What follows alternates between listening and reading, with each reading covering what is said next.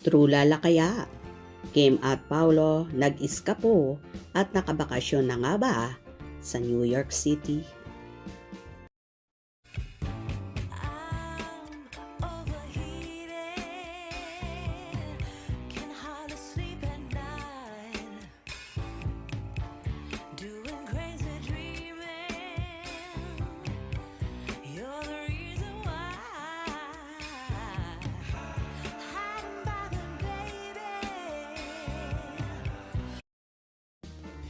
Mainit nga ang pinag-uusapan sa mundo ng showbizlandia na kaya daw hindi naka-attend ang Queen of the Dance Floor at TV host sa actress na si Kim Chiu sa naging premiere night ng pelikula ni Meme Vice Ganda ang Call Me Mother dahil nasa New York na raw ang dalaga kasama syempre ang rumored boyfriend na si Paolo Avellino. Ayon pa nga sa ilan, doon daw mag-i-spend ng Christmas ang magkasintahan kasama ang anak ni Paolo na si Aki na sa New York na nakabase kasama ang inang si LJ Reyes, kapatid na si Summer at ang stepdad na si Philip Evangelista. Ito kasi ang magandang pagkakataon na makasama at makabanding ang mag-ama, syempre with his tita Kim. Kaya naman, nang kumalat ang balitang ito ay tuwang-tuwa ang buong Kim Pao Nation.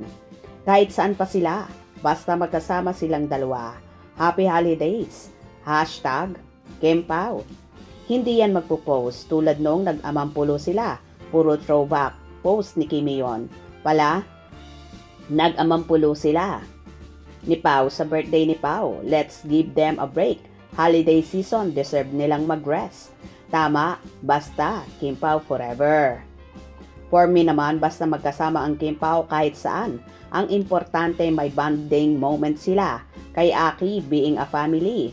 Having Kim's stressful life sa atin niya, much needed talaga ni Kim ito, having Paolo and Aki on her side. Kasi yung mga kapatid ni Kim, may kanya-kanyang pamilya na. So I think, happiest moment ni Kim na hindi siya nag-iisa sa Pasko. Kasi, yung dad naman ni Kim nasa Cebu din yata. Mahirap mag-isa sa buhay kaya tama lang magkasama ang Kim Pao sa holiday season. Yeah, kahit saan pang lupalop sa mundo, basta magkasama ang Kim Pao. Happy na kami doon. Hindi sila magkasama. Si Kim nasa Showtime. Tape na po ang Showtime nung 1 linggo pa. For sure magkasama ang dalawa. But kung saan man, okay lang. Basta magkasama. Yan din nabasa ko kanina parang nasa New York ang Kim Pao. Binibisita si Aki. Gaano katotoo yan? Nasa Showtime si Kimi. Tape na po ang Showtime. Basta magkasama sila kahit saan sila magpunta, ok lang, nakaka-happy. Nasa Cebu si Kimi kasama si Rain at Twinkle. Nasa Cebu ata, next ang New York. Wow, sana nga, nandun na. Nasa Cebu si Kim nung Monday. Kahit saan po sila. Basta magkasama ang lovers at sana po may paayuda para maging masaya din ang Christmas natin. Ang lagay ba sila lang ang masaya? Kim Pao fam. Kahit saan, basta magkasama ang Kim Pao.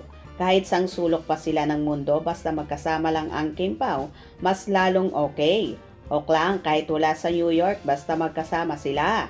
Happy Holidays, Kim Pao. Sana totoo, balita na sa New York na.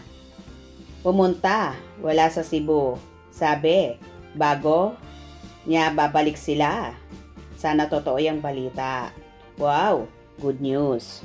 So ayun nga guys, tila hinihinala nga ng marami na nasa New York na ang magkasintahan sina Kim at Paolo para makabanding at makasama ngayong Christmas ang nag-iisang anak ni Paolo na si Aki. Sana nga totoo ito. Hope you enjoyed. Please subscribe for more info.